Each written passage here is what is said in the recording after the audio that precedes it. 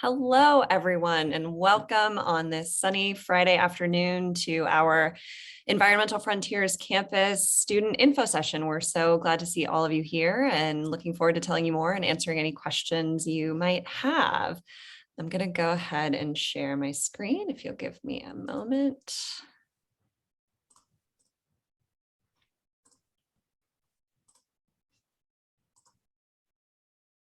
Does that look okay?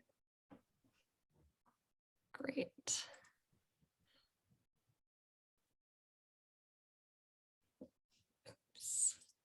Great. So just a quick orientation of what we're going to cover today. And I'm also so excited to have with me many collaborators on the EFCampus initiative. I should also go ahead and say I'm Diana Petty. I'm Associate Director at the Mansueto Institute for Urban Innovation, which is a hub for urban science and general urban scholarship across the University of Chicago. And we are the home base of EFCampus, but it certainly is a really wonderful intersection of a variety of groups, including faculty leads, facilities services staff, and the Office of Sustainability, and then of course undergraduate students who all of you represent. So what we're going to try and go over today is just give a broad strokes overview of what the program is, its vision and objectives, and the experience we try to provide for students. We'll then hear from our partners at Facility Services about the way that EFCampus has aligned with their own sustainability plan and helped advance that sustainability plan as well. We then wanted you to have an opportunity to hear from a peer. So we have Anika Bot, who has been an EFCampus research assistant on a couple of different projects. So you'll hear a bit about her work and experience. And then last, we'll get into the nitty gritty of kind of how the program works over the course of this summer quarter, what it looks like and what you can expect. And of course, also we'll talk to the application process as well. And then we welcome questions. Feel free to jump in if you do have questions along the way, but we'll have dedicated time at the end as well. So just again, to clarify, at the Mansueto Institute, we support 7 different faculty-led research initiatives. One of them is called Environmental Frontiers, which was really aimed at building collaborative research opportunities across or at the intersection of environmental sustainability and urbanization. And one slice of that initiative is EFCampus, which really uses campus as a case study. It is co-led by 2 faculty members, Professor Elizabeth Moyer from the Geophysical Sciences, who is a climate scientist, and Sabina Schick, who is with us today, who's the director of the college's program on the global environment. So with that, Sabina, would you say a few words about EFCampus and some of its goals? Sure. Hi, everybody. It's great to see you all here. Thank you for joining us, and thanks for your interest in EFCampus. So as you can see here, and hopefully you've been able to go to the website, or you can do so right after this. EFCampus is a collaborative initiative that we've started with the partners that you see here on the screen, and it allows students and faculty to engage with the facilities and sustainability staff on campus sustainability projects. So the idea for us is to provide undergraduate research opportunities with faculty mentorship on specifically using campus sustainability data. So for students, we think this is a great opportunity to get some practical skills, build your data tools, and understand how sustainability works in operations, as well as for a lot of students, we realize they're very passionate about campus sustainability. So to get on the sort of the inside of that and understand how decisions are made, how to do the analysis, and to understand the ways in which the goals can be met by the university. So we hope this is an opportunity that's appealing. We've had, I think, Diana, are you going to talk about all the projects to date, or?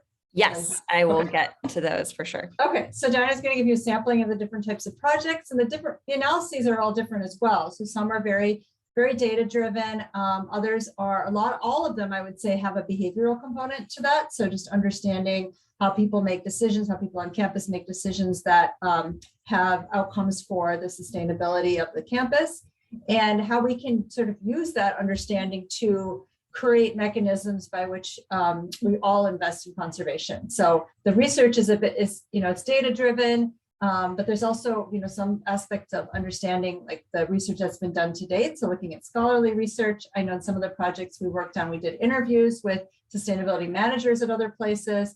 In some cases, we're going out and getting data on like actual like fixtures to install on campus to conserve water. So it's a range of different projects, and you're going to hear more about that from Diana and from Anika. The last thing I'll say is that we also try to, in addition to the research opportunities, we try to embed some of the research and the projects in different courses. So I teach a course on water in the spring that we've been using the campus water data that the facility services have provided to us, and look at it different ways in which we can think about water conservation and use on campus. So there's different ways in which we approach this, and I think that hopefully all of these are sort of attractive to students. So I'll turn it back to Diana.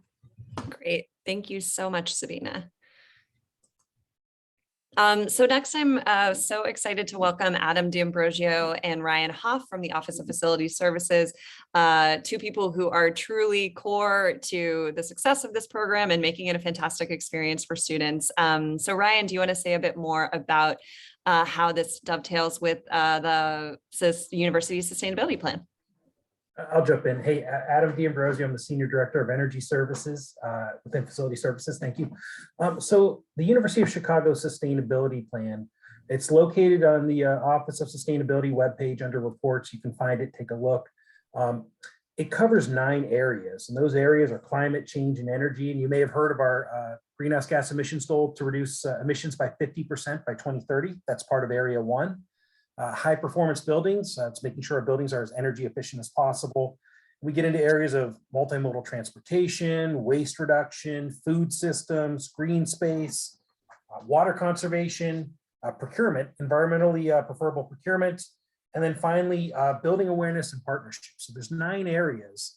And one of the things I've really enjoyed about being involved with Environmental Frontiers is the interns and the research assistants and the projects have really helped us advance our goals in 5 of those 9 areas. So if you look at climate change and energy, that's part of our greenhouse gas emissions goals. Projects have helped us improve our, have helped us further, go down our path of improving our laboratory energy efficiency. Ryan's going to talk about that in a little more detail. We've also had students look at our new construction, new buildings, LEED requirements, and look at performance of LEED buildings. And that's helped us take a look at data and modify the way we go about it and improve the way we build new projects to make them more energy efficient. So it's really helped us. I look at area 6, tree. So area 6 is green space. We had a project that helped with tree ecosystem service analysis. So we've received, we've furthered our goals there. And Anika is going to talk about the water conservation assessment that Environmental Frontiers interns did. So it's helped us along area 7. And then finally, if you look at area 9, building awareness and partnerships, that's what this program is all about. It's a partnership between academic centers, faculty, staff, and students working together to make the campus more sustainable and energy efficient. So it's been a great program. I'm excited about it. I'm excited about what's going to come up in the next year, and I'm looking forward to working with many of you. So thank you. With that, I think I'll turn it over to Ryan. Hey, everyone. My name is Ryan. I'm the campus energy manager here at the university, working in facilities. And I've had the opportunity to work with several EFCampus groups over the last year or two. It's really been a fun process. I think it's a neat program. It's a lot of things like this are like theoretical. It's like, oh, if there was a building like this, how could we potentially save energy? But this, it's not theoretical. It's, hey, these are the buildings on campus. Like, here's some opportunities that we found. Let's work together to improve them. So it's really neat to make a tangible impact on the campus.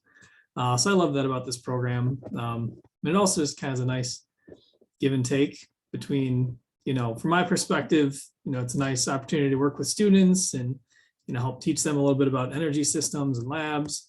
But then, we also get some really nice tools for the students. And I hope the reverse is true, that, the students really get to learn a lot and get some project experience while also contributing to the university here. So now I'm a big fan of it. But some of the projects that I've specifically been involved in have been in the campus labs. And those tend to be the most energy intensive buildings we have here on campus. Labs require a lot of airflow due to the research being performed in order to maintain a safe environment. And that airflow requires a lot of fan energy, a lot of heating, a lot of cooling. So we've really focused in on that. And two initiatives that are actually in progress that we've been working through and they're developing are a lab decision-making tool. So when researchers and lab managers and project managers are refurbishing or developing a lab, there's a lot of decisions that have to be made about the design of a lab. What kind of equipment goes in, how many fume hoods do you need, what kind of lighting. And it's the decisions that are made up front have a very large impact moving forward, for years and years and years on the energy performance of the lab. So developing a tool to kind of inform people of the impact of those decisions can make a big difference. So if they say, well, if we go from 1 fume hood to 2 fume hoods, what will that do to our lab? And now there's a tool that they can utilize to understand that impact. So that's one thing we're working on. And then the second is a Shut the Sash initiative, which is just the way fume hoods are used on campus, that when the sash is open versus when the sash in a fume hood is closed, it's a huge difference in the amount of airflow that goes through a fume hood. And some people may not know what a fume hood even is right now, which is fine. But those are all the things that we get to teach you if in the position. But really just trying to educate lab users on how to use fume hoods better, what the energy impact of that is. We're trying to develop a type of competition and incentivizing people to perform better and use their labs more efficiently. So yeah, those are 2 projects that are in progress, and I think will make a really big impact when we're all said and done.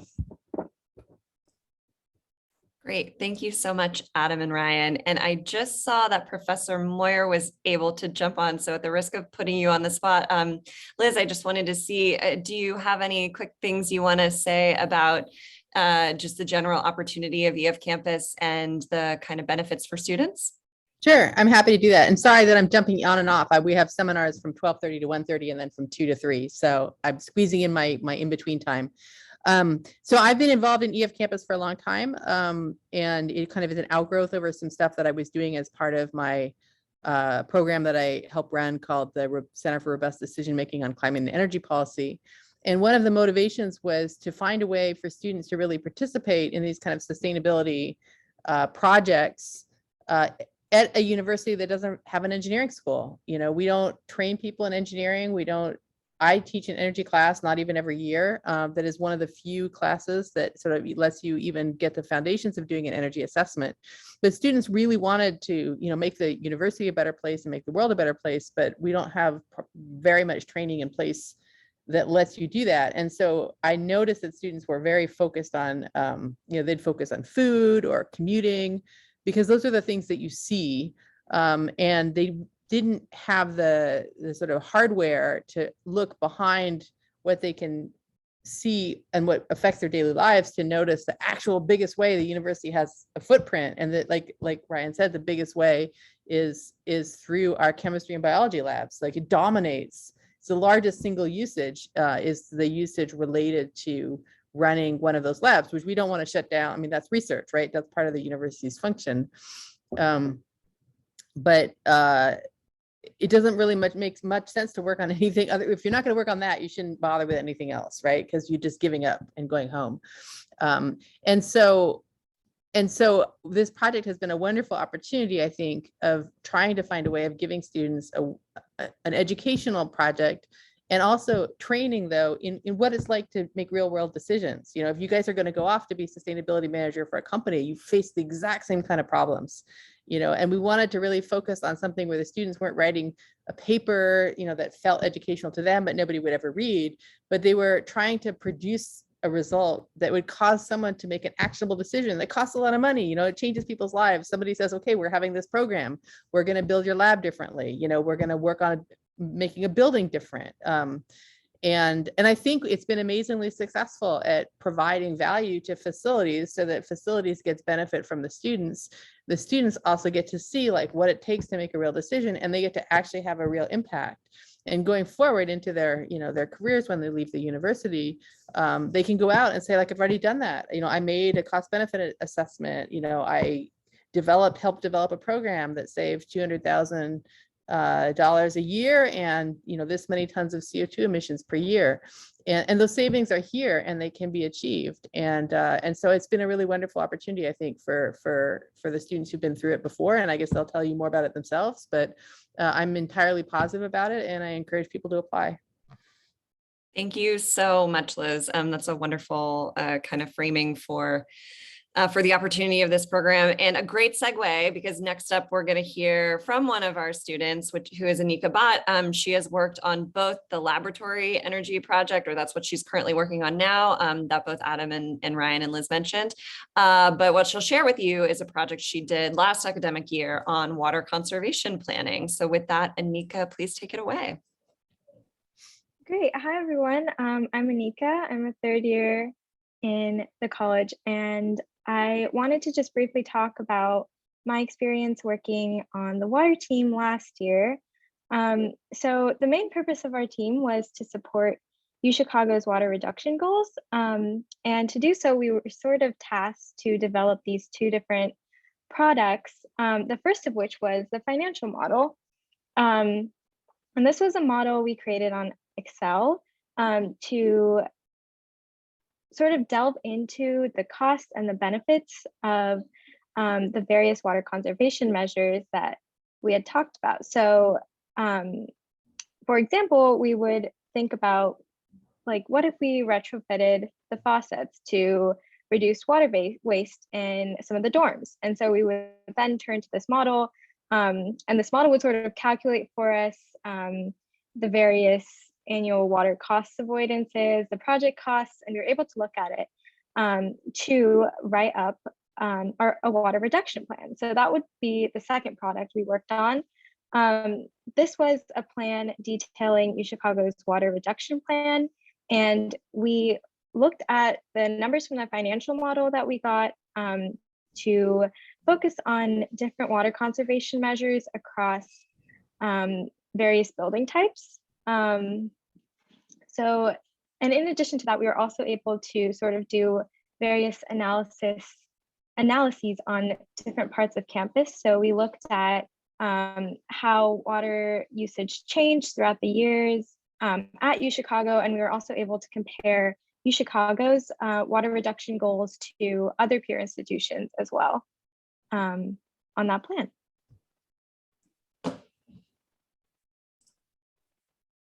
So going more specifically into what exactly we focused on, we decided to focus on these specific three building types, which included residence halls, athletic facilities, and student life services.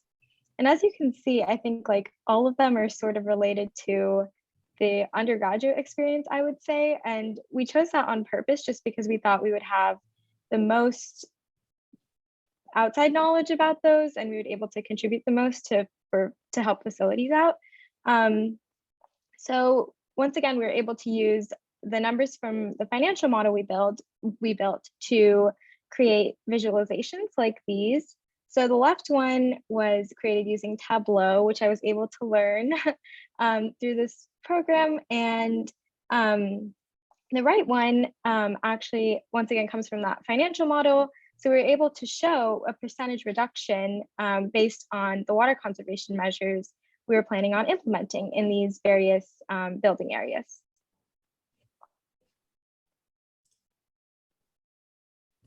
This slide just shows, this is from one of our final presentations for the water conservation project.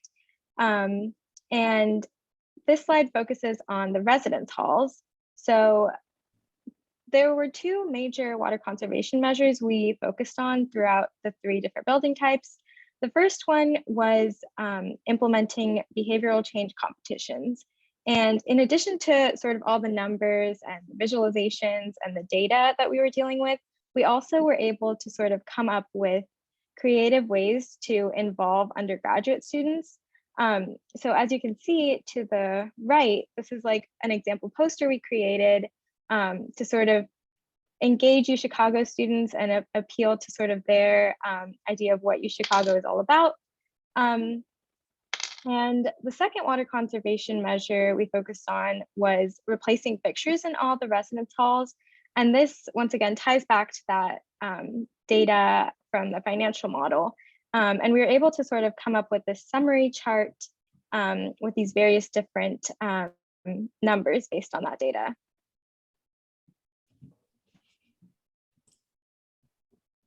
So finally, I just wanted to briefly touch on like my personal experience working on the water team.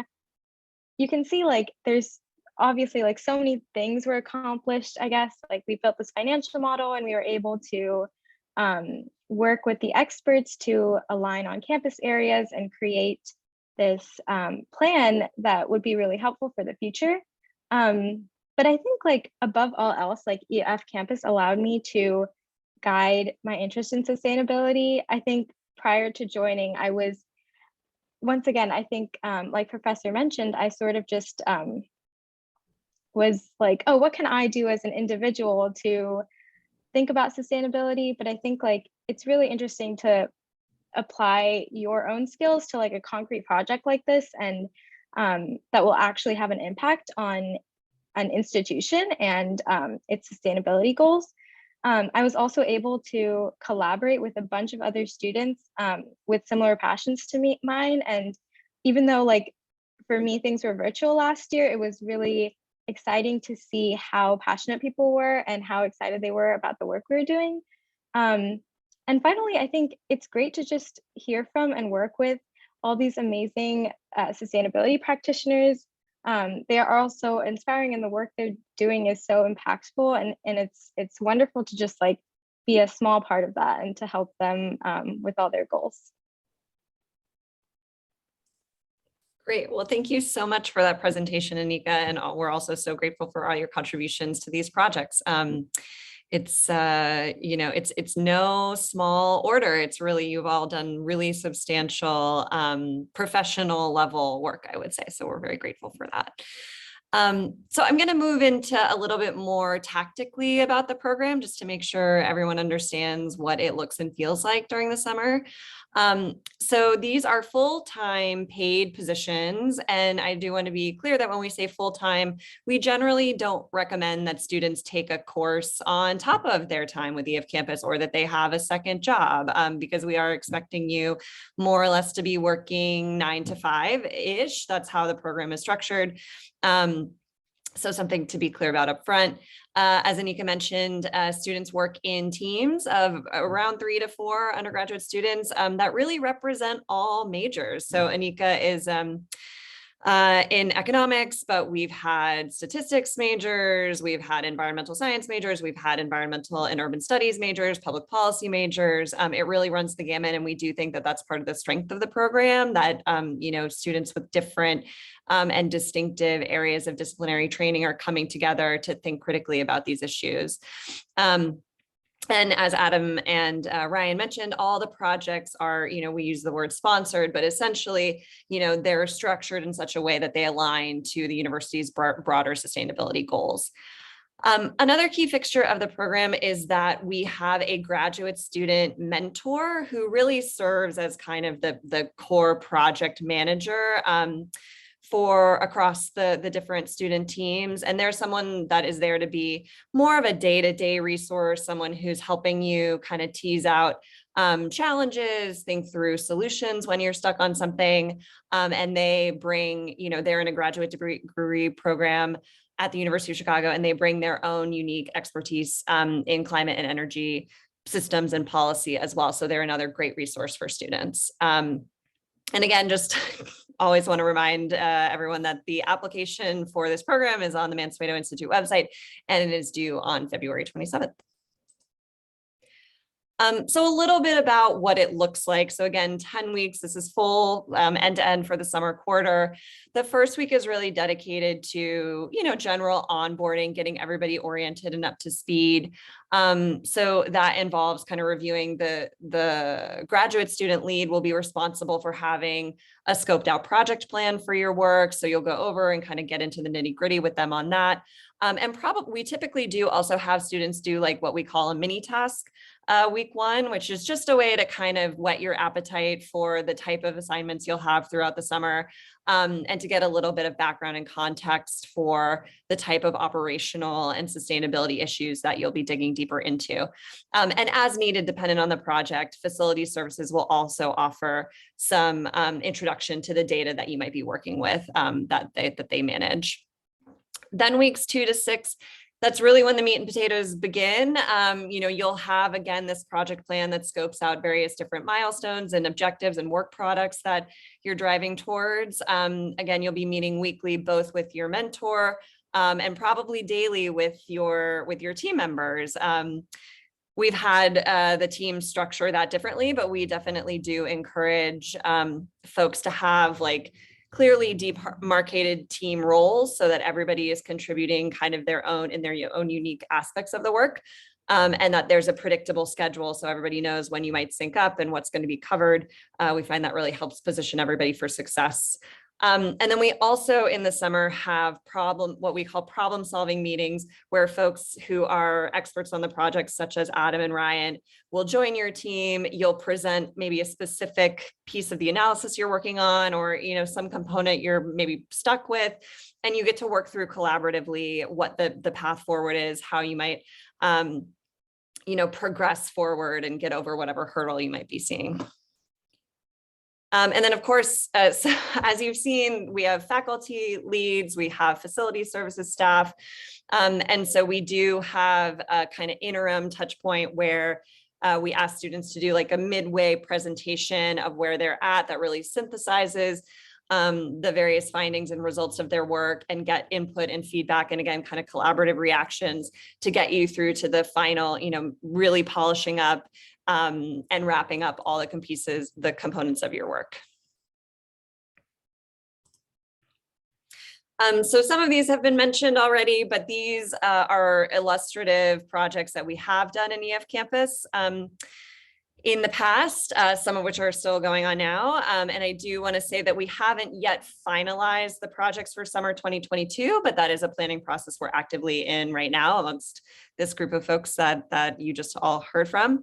So again, facility services knows that laboratory buildings are sort of a key opportunity for improving energy efficiency on campus.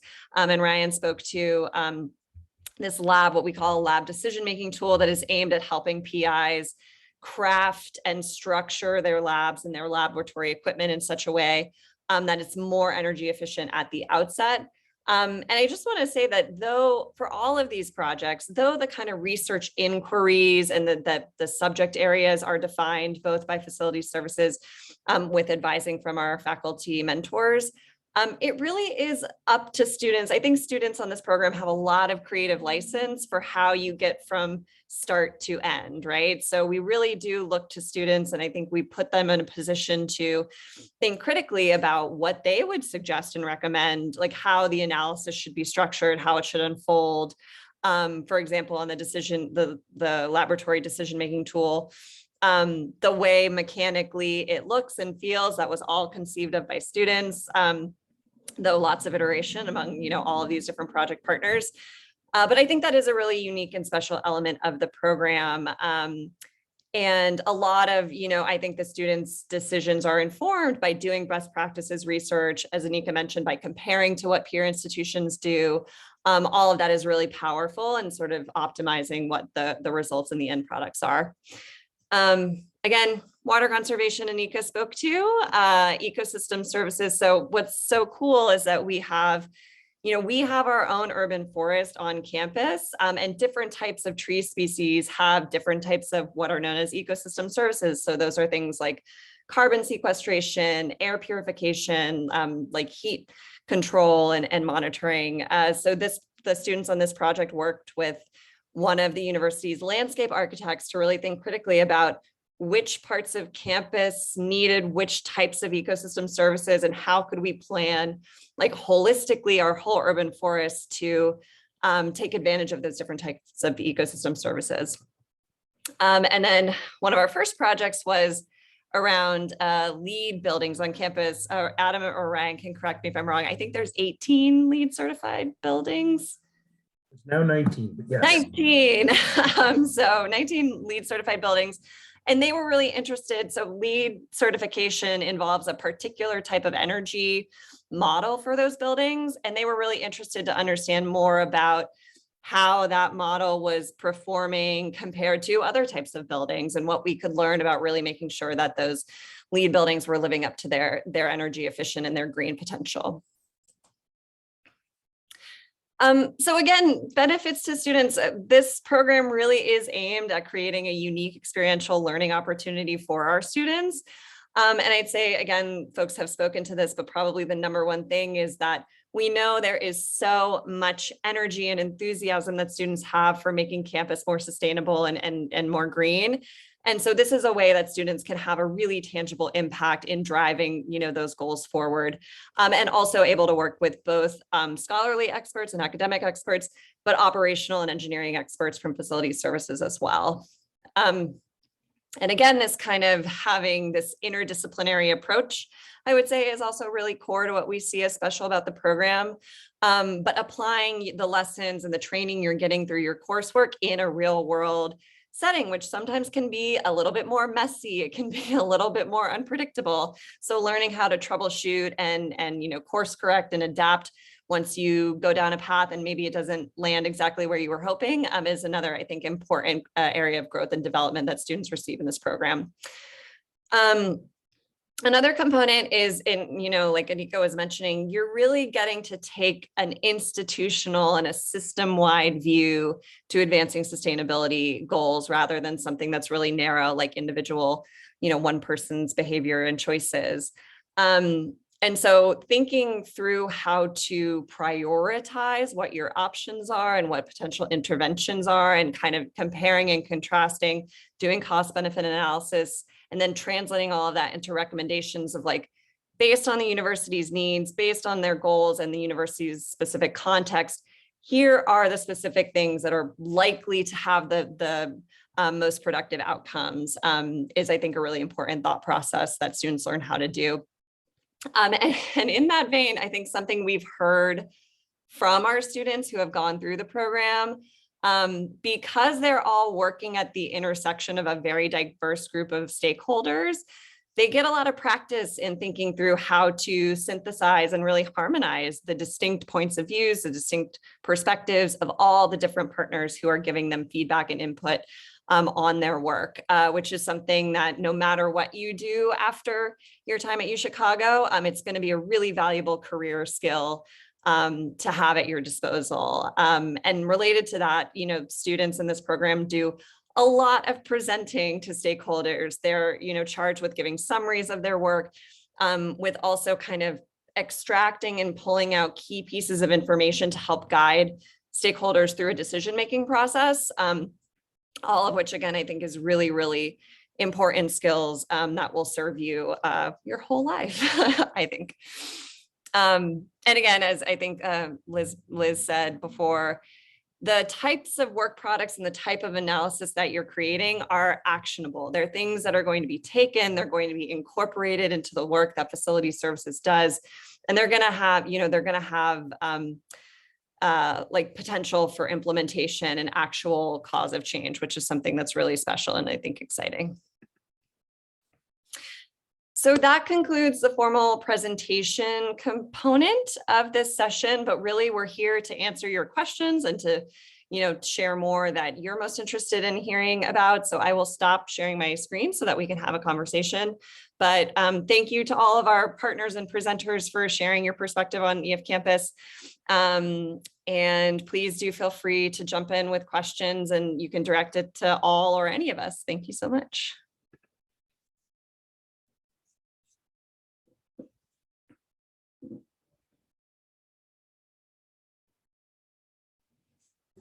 Alyssa. You may have said this in the presentation, but does this program also happen during the school year, or is that like a separate thing? Like, do you reapply for the school year, or sort of how does that work? Great question. So it does happen during the school year. And since we've only done 2 cycles of this program, it's something that we're kind of still trying to set some standard processes around. But I will say that historically what has happened, students who work full time in the summer, about half of them tend to continue in a part-time basis during the academic year. In a lot of instances, they're extending the project work that they began in the summer, but in some instances, they're jumping on to a different project. Anika is a good example of that. The reason I hesitate to say exactly how that will go is it's somewhat project dependent. So for example, the trees project that happened last summer, it reached a natural conclusion at the end of the summer. And so there wasn't necessarily a need to continue that analysis during the academic year. So while we keep in contact with those students, their project, because of the scope of the project, did just naturally conclude in the summer. So again, the way that students will be extended into the academic year will be a little bit dependent on the work that's done this summer, but it is an option, and it's something that we strive to offer. Sabina, do you want to add anything to that, or? No, I think that kind of sums it up. I mean, we aspire to be doing this all year long and all through the summer, so the goal.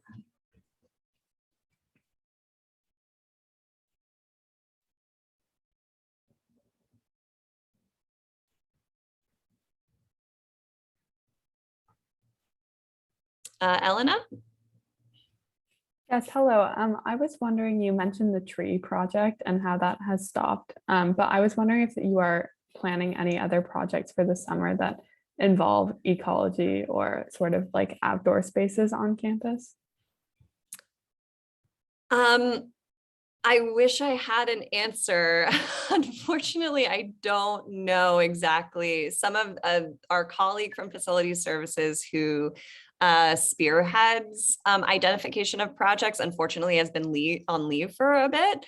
So that would come from her brain. But I don't know, Adam or Ryan, if you have any speculation about that, but we can also just say, I think we can comfortably say, Elena, that once we know what the projects are, if it's before the application due date, we'll definitely update the website and the application form with that information.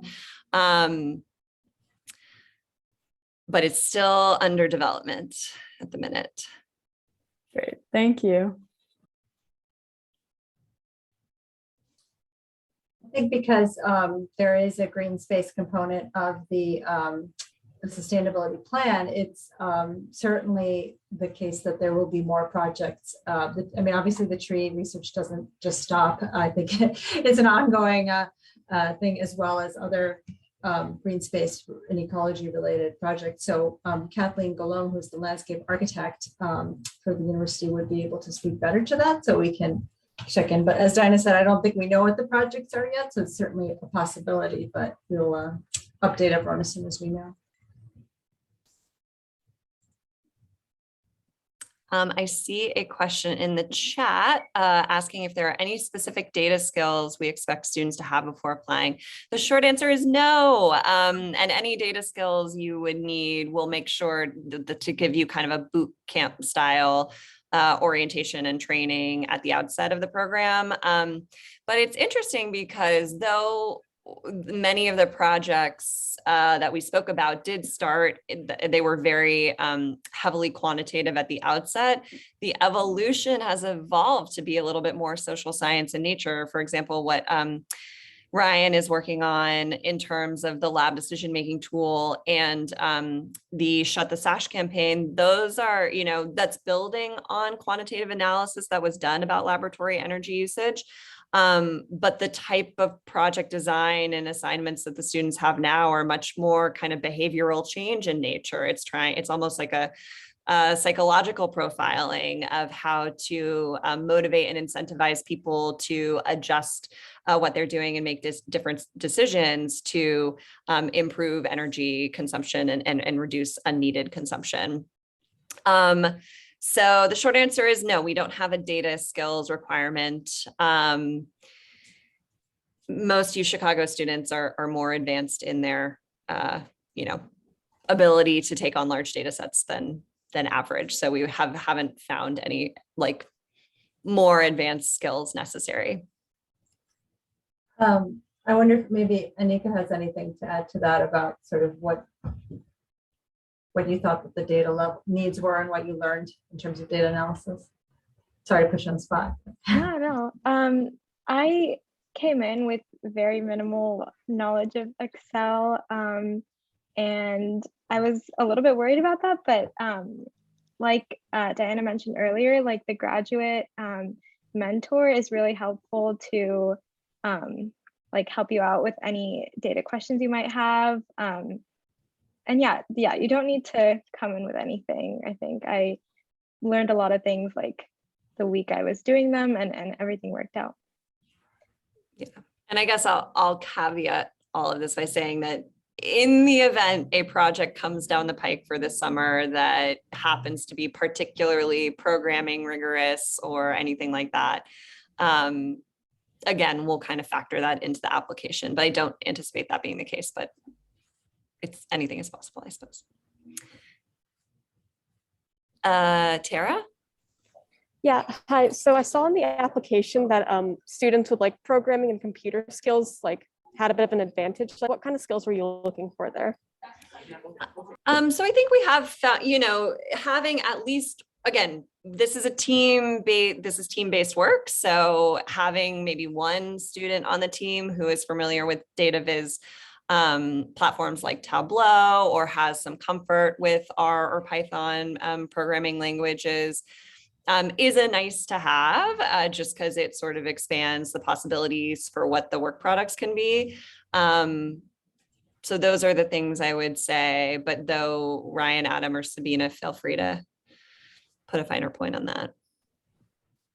Most of my projects to date, just basic knowledge of Excel, I think has been sufficient. I don't think we've used anything beyond that. So yeah, I did. There may be some projects where more rigorous data analysis is required, but I've found that not to be the case.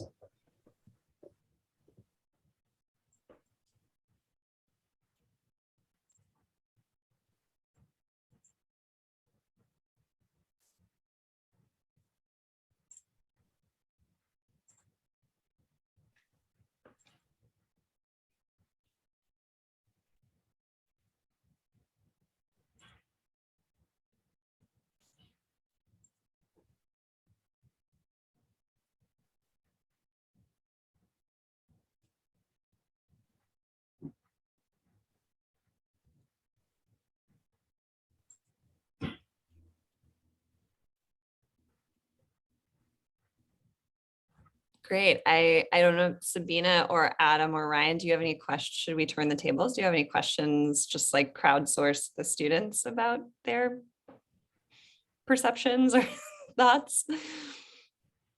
I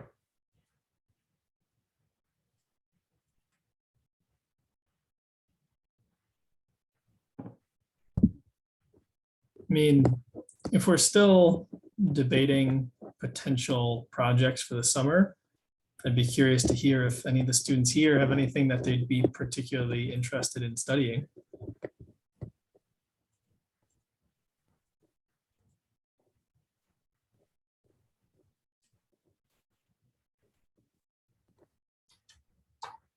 That's a good question.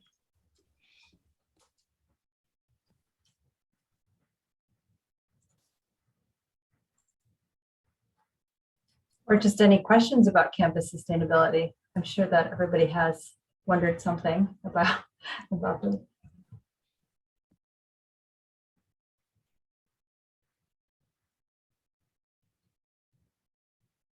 You actually have a unique opportunity to ask our sustainability managers. Lara's audio isn't working, but she says she has an interest in food sustainability. We've definitely heard students be very interested and fired up about that. We did work on that too through a course several years ago with Sarah Copenhagen, who's Adam and Ryan's colleague, and we looked at both food sourcing and food waste, and used data from the university's eco digesters, which take the food waste from the dining halls, and it's a new dining vendor now, so I think there probably is an opportunity to revisit that at some point. And Ryan, I don't know if you're seeing, there's some fun ideas going in the chat as well. I see some questions about roofs, whether it's cool roofs, green roofs, or solar panels on roofs. I think those are all interesting areas. They're all things that we consider. Solar panel, we're always interested in renewable energy, however we can. So that is an area of interest for us as well. And green roofs, cool roofs, we actually have some on campus, but no, that's an interesting topic. Yeah, with the green roofs, I didn't add this earlier. I'm also a resident head on campus. So I'm calling in from the Woodlawn Commons building. And I can actually see out my window onto our roof, and we have green roofs here. So they are around, but I think it's generally on the newer builds that you see them, especially like the steep pitched old, Gothic architecture. That's not so practical, but I'm sure there's more opportunity on campus to adopt those. So that'd be an interesting one. I'm right across from you, Ryan, in the 1155 building here, so you can probably see our building, but we would love a green roof or a cool roof, so conversation for another time. Yeah. It's interesting. There's a question about the financial analysis, cost benefit analysis of solar panels. There's always a discussion internally on how you install them, whether you buy them and install them yourself, or you go through a power purchase agreement. There's a lot of interesting financial discussions, or that's an interesting area or topic that could be looked at further. Yeah. Any environmental science business combo students here? That'd be a good one. The tax implications are always interesting. As a nonprofit, we can't take advantage of them, but through other structures you can. So that's why it's very interesting financially too.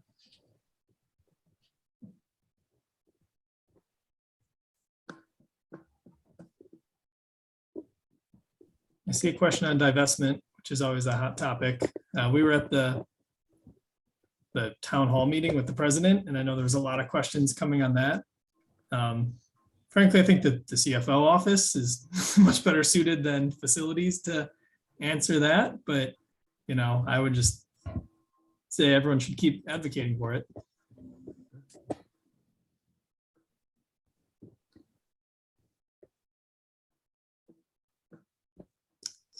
I don't know what a food forest is.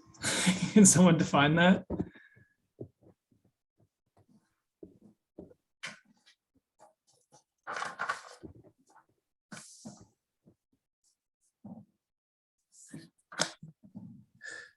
I don't know, but I can say that that's part of our sustainability plan. It's area 5 is responsible food sourcing. So that could be an interesting topic as we look at them.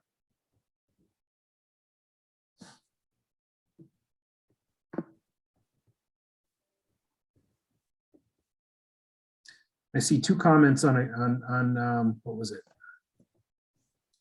Green spaces, native plants on campus. Cost benefit analysis, incorporating more native plants on campus. That's really interesting too. Ryan and I aren't the right people to talk to about that, Kathleen Golem, but she's been involved on these. So I think this is, hopefully we're saving these chats. Yes. Session, so we can. I'm glad these are in the chat because they're automatically thrown into the cloud, yes, as a text. So this is great. Actually, there are absolutely people here on our staff that are interested in that and involved in that.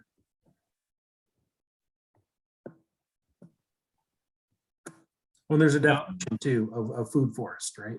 Yeah, saying now I know what a food forest is. Okay. Thank you for putting that out there.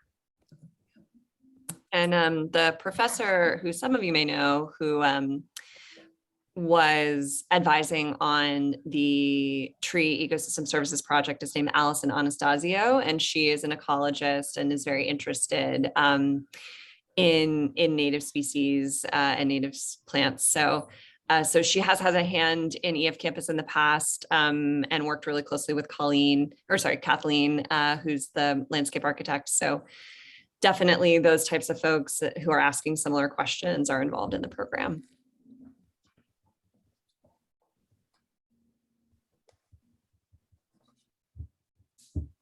But I think what's interesting about all these topics, and I think, again, what is so unique about this program is that these are very big picture, broad-based questions, but through your work on a discrete project with EFCampus, you get to see the intricacies and the nuances of how creating change in the context of an institution like the University of Chicago really has to get done. And it involves both research, but also cost benefit analysis, right? Kind of making that justification, making that case, as well as what is sort of operationally feasible and viable.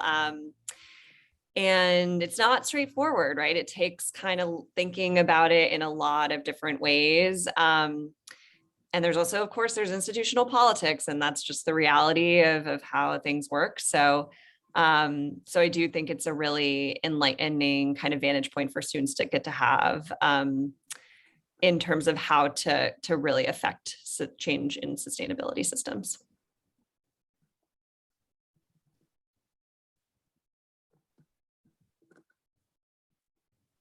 There's a GHD progress question. Touch on that briefly.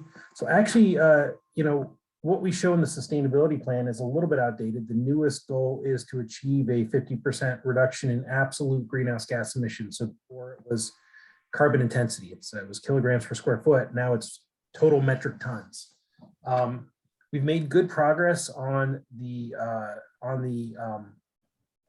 carbon intensity goal. The more challenging goal, which is why we came up with it, is absolute emissions. That means, carbon intensity, you're normalizing, right? You're dividing it per square foot. The absolute emissions is you put a new building up, you've increased your carbon footprint. You don't get to divide by the square footage. So it makes it more challenging. That's why we did it. It makes you, it really pushes more energy efficient buildings when you have new construction of major projects. And so we're doing fairly well overall on the absolute goal. When you look at that, and if you look at the Office of Sustainability webpage under reporting, we have annual updates to our progress. And so we stopped reporting on carbon intensity, and now we're just reporting on absolute emissions. And so if you look at that, what you'll see is the square footage has increased around 14 or 15% since the base year, but we stayed relatively flat and actually come down a couple percent in absolute greenhouse gas emissions. But we absolutely have to accelerate that and go faster and further to get to the 50% goal in absolute greenhouse gas emissions. Thanks, Ryan, for sharing the link.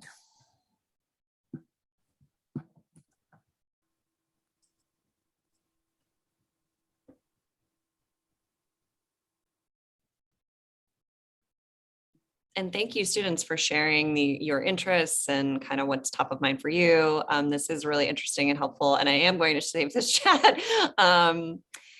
So appreciate you all contributing this.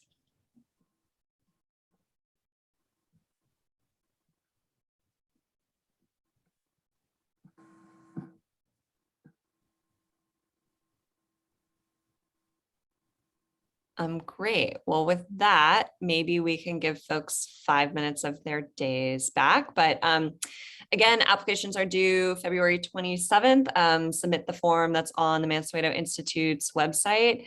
If you do have questions, feel free to shoot me an email. My email address is on the application form, dpetty@uchicago.edu.